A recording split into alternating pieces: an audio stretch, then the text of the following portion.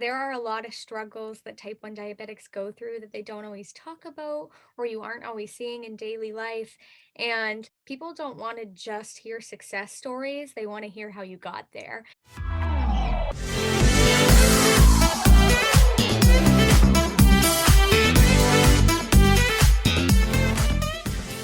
Hello, and welcome to the Not Your Type podcast, aimed to uplift and empower everyone in the diabetic community, from supporters to professionals, and of course, those living with it. I'm your host, Alyssa Gothi, and today we have an exciting episode with a fellow T1D that I've become pretty good friends with due to our interesting similarities that tend to mirror each other very well. We talk about a range of things from mental health to disordered eating habits and the struggles we faced in our education that are very similar, but also very unique to our own situations. So I'm very excited for you to hear our story and meet our guest today. Let's get into it. Our guest today is an advocate, vocalist, actor, educator, and type 1 diabetic, Lily Jeswald. Diagnosed at the age of 4, diabetes has had a major impact on her life, leading her to advocate at the local and state level in partnership with the Miss America organization. Serving as Miss Lakeville 2022, she will bring type 1 diabetes to the Miss Massachusetts stage once again in hopes of representing on the national level. Please welcome Lily. Welcome to the Not Your Type podcast. I'm so excited to have you here. Why don't you just give a little background on yourself, where you're from, the organization you're with, and your connection to type 1 diabetes? Sure. So my name is Lily Jeswald. I am from Lakeville, Massachusetts, and this year I'm actually representing my hometown of Lakeville as Miss Lakeville within the Miss America organization. Regarding diabetes, I was diagnosed at age 4. So within the Miss America organization, for those who don't know, you have to have what's called a social impact initiative. And that's basically what I like to call a passion project that you like to work on and really dive into. And so my social impact initiative is called Type 1 Diabetes in Me Generation Z, which is really focusing on awareness and representation of type 1 diabetics. I also have a social impact initiative, being Miss Greater Des Moines, so mine is very similar. Mine is called Not Your Type, which is how I kind of figured out the name for this podcast and my YouTube channel. Can you explain a little bit more why you're focusing on Generation Z, where that kind of came from? Growing up, there was always a lot of representation of adults with diabetes, and we see a lot of people confuse type 1 and type 2 diabetes. I think a lot of it has to do with commercials on TV and some improper representation in media and in entertainment. And so my mom had always said, if there's nobody to look up to that's your age or nobody around your age, then you have to be that person. So that's really where this idea came from was I really want to be that person to be a role model for people my age with type 1 diabetes and to be a representative because when I was younger, it wasn't really okay to show your pump in public, and people would make faces when I had to take insulin syringes as a little kid in restaurants. And so once I became more comfortable with it as a young woman, I realized that this was really my opportunity to go out into the community and represent. You brought up so many good points that we will definitely be touching on in just a bit, but I also really resonate with that. I was diagnosed when I was 11, which it was my first week of middle school, so very tough and definitely at a different stage in my life than, 4 years old. But I also didn't really have anyone to look up to or that I could relate to and kind of see myself in at my age. And I had to be my own advocate, which I'm sure you relate to. How difficult was that? And have you ever been made to feel different because of your diabetes growing up?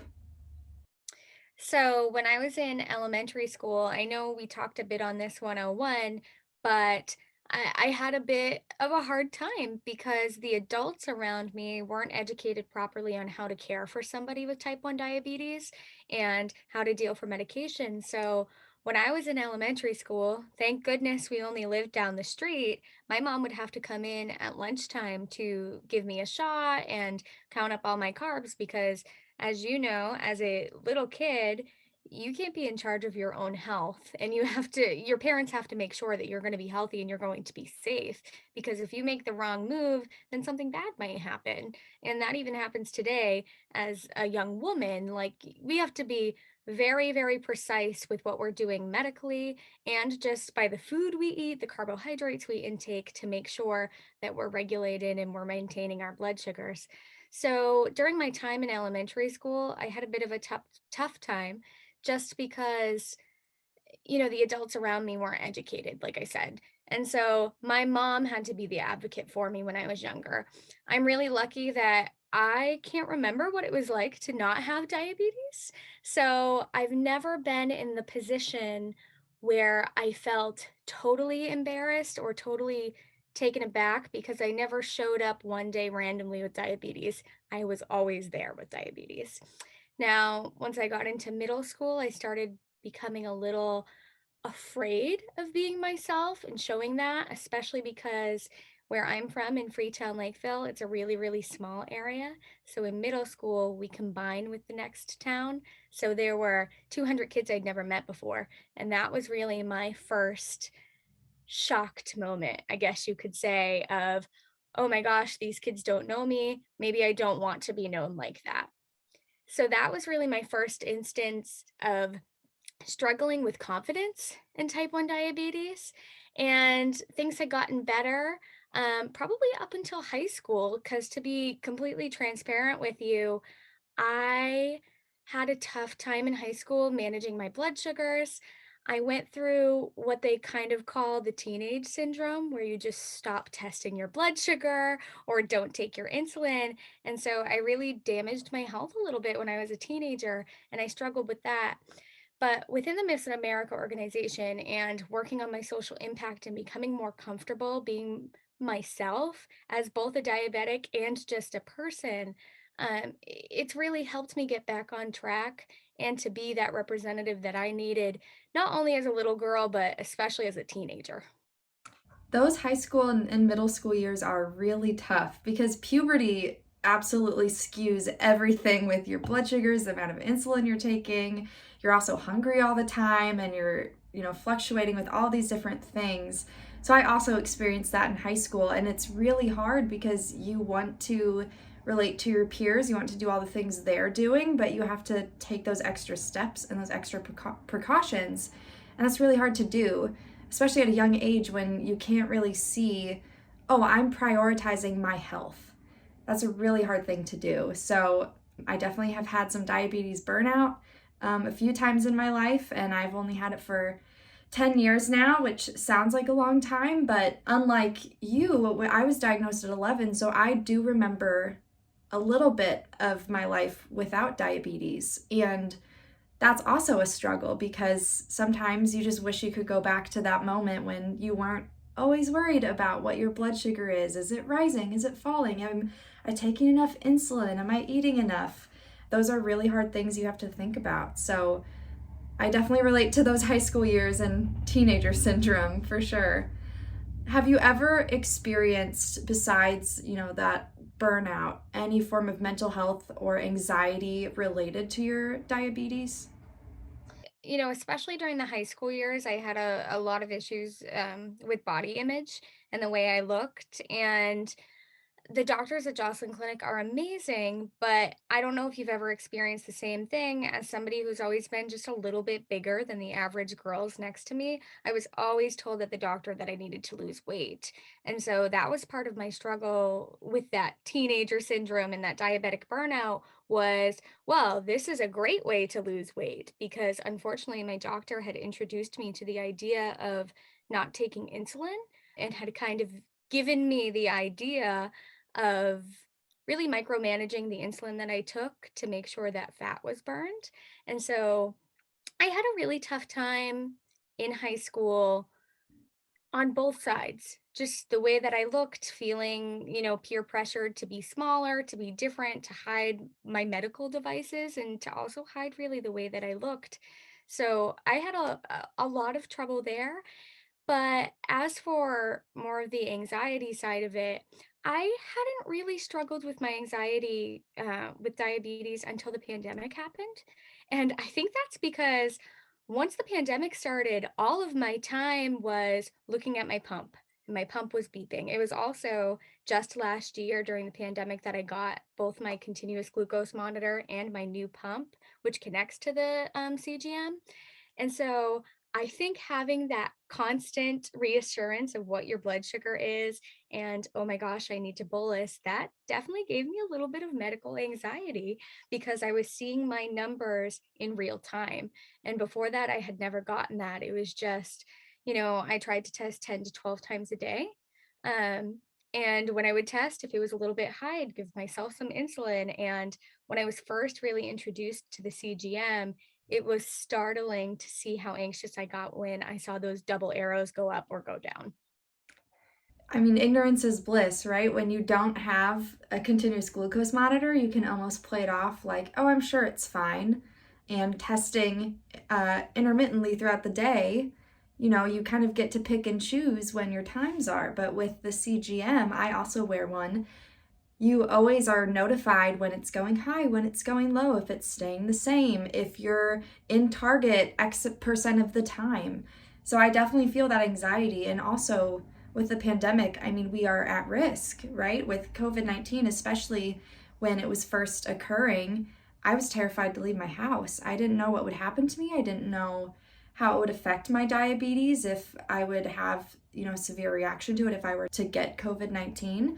Unfortunately, I haven't gotten it yet. My father has not gotten it, and he's also a type 1 diabetic. But there's those multiple layers of anxiety that the pandemic has brought for everyone, but especially for the chronically ill and immunocompromised. Yeah, no, I remember sitting there when the news first broke. I remember being on school vacation from college. It was spring break, and they had extended our spring break by 2 weeks, which was insane because everybody was just saying, "Oh, it's fake. It'll take 5 days. It'll go away." And the second that it got into our country, everything shut down. And that was really scary to me. I do remember on the news them saying people who are immunocompromised should stay home, don't go anywhere. And I just lived with my mom, and I lived with my mom at the time too. And she's also immunocompromised. She's a cancer survivor. And we had to go to the grocery store to get food. And I just remember being scared to my wits to just go to Walmart to pick up food for the next couple of weeks. I remember seeing people with plastic bags wrapped around their faces because they didn't have masks. That was the time when people were still sewing masks, they couldn't sell them. That was just a time of fear. And so the pandemic really kicked me back into gear to really maintain my blood sugars and get back on track. I've been really lucky to be really well maintained since my issues in high school, but being home every day kicked me into shape because I couldn't put my focus anywhere else. Right. Which I guess is one positive spin on what we've gone through the past few years. Circling back to the body image thing, I very much have struggled with disordered eating habits and, my body image, especially in high school. And I do think a lot of it was centered on diabetes because you're always aware of the food you're putting into your body, how much of it, whether you like it or not, your eyes will wander to the rest of the nutrition information on your food, not just the carbohydrates.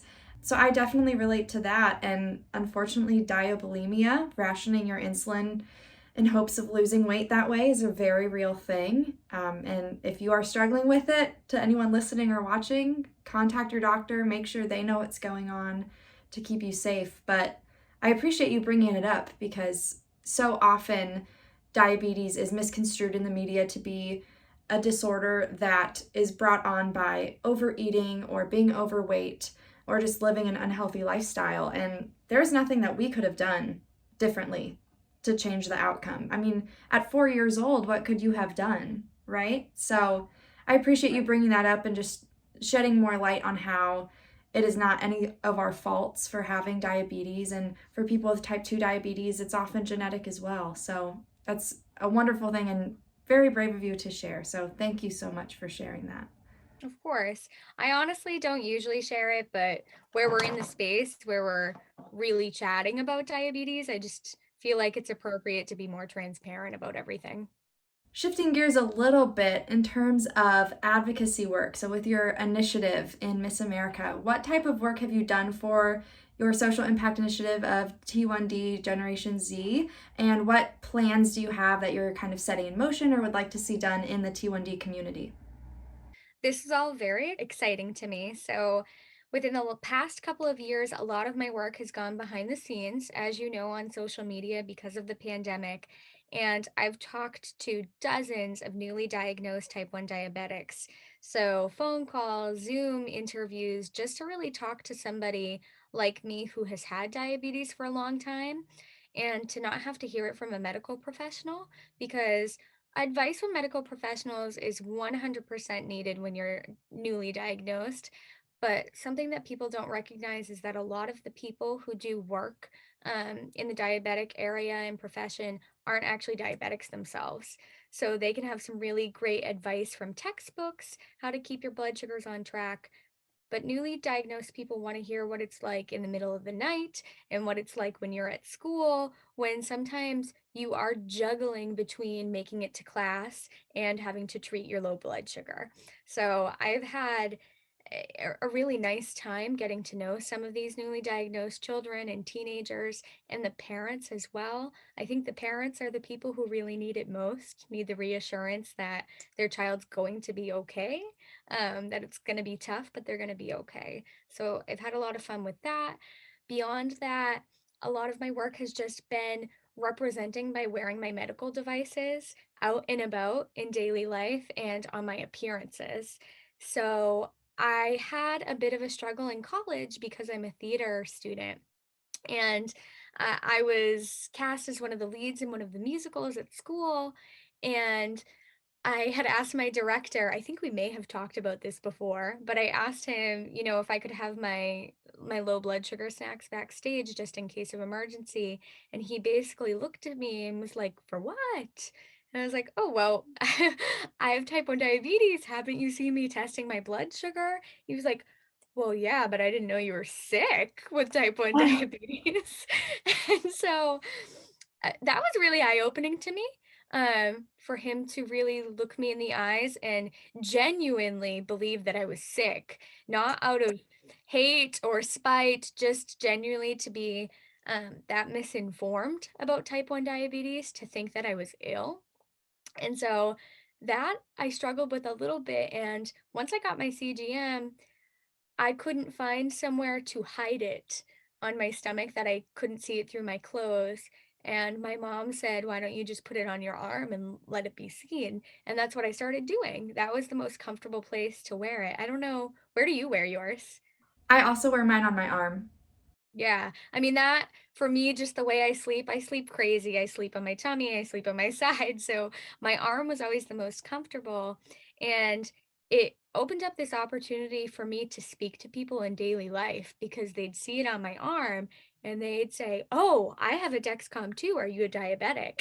And just being open and placing that in the forefront to be visible has given me the opportunity to discuss with people in my own community, just at the grocery store or in the supermarket, um, about their journey with diabetes and to see what they've done. So that has been remarkable for me to see how many people in my own town have type 1 diabetes that I never ever knew.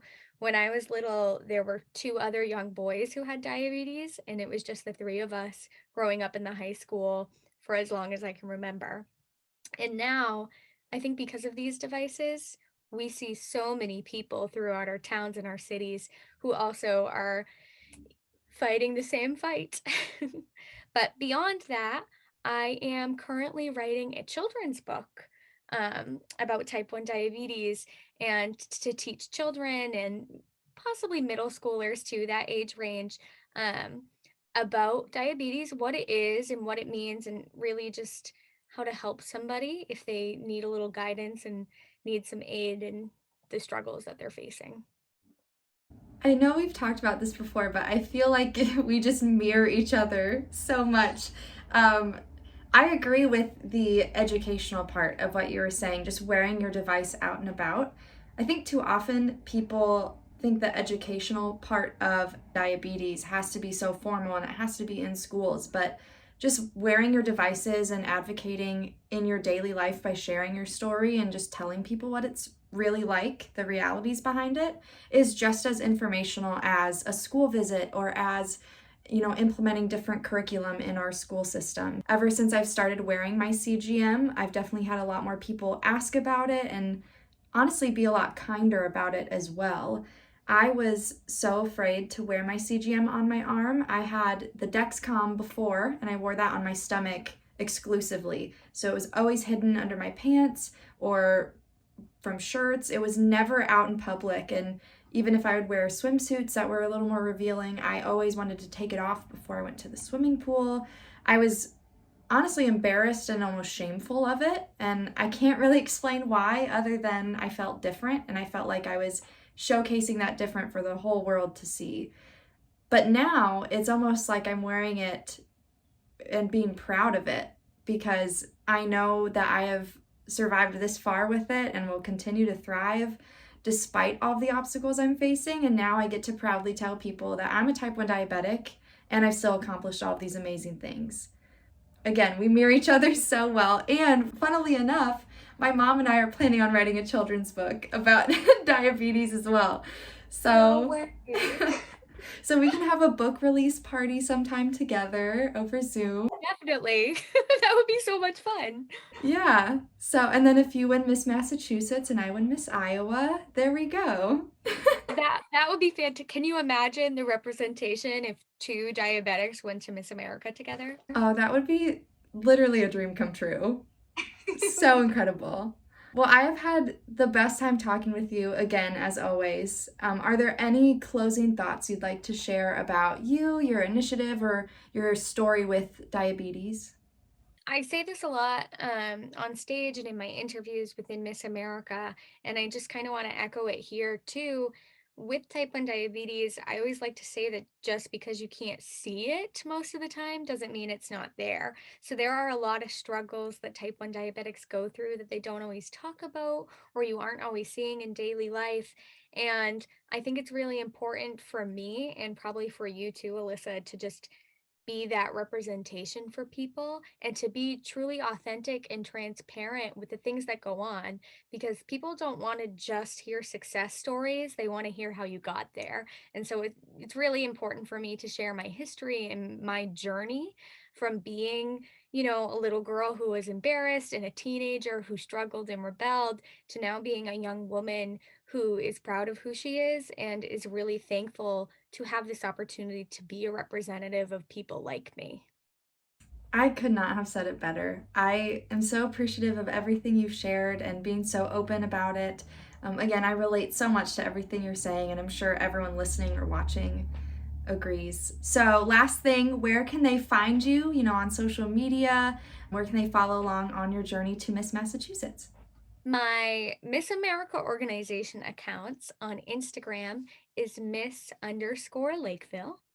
And on Facebook, it's just Miss Lakeville. You can find me there. If you want to follow my personal accounts, my Instagram is at the Lily Marie, Lilymmarie.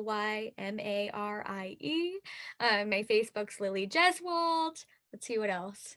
My TikTok is at Lily Jesw, so Lilyjesw.